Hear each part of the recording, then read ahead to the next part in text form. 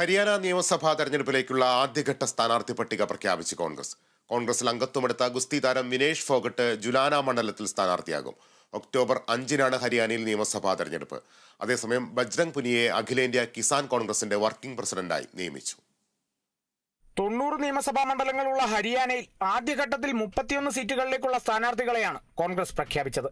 കോൺഗ്രസിൽ അംഗത്വമെടുത്ത ഗുസ്തി താരം വിനേഷ് ഫോഗട്ടിനെ പാർട്ടി ജുലാന അസംബ്ലി മണ്ഡലത്തിൽ നിന്ന് മത്സരിപ്പിക്കും.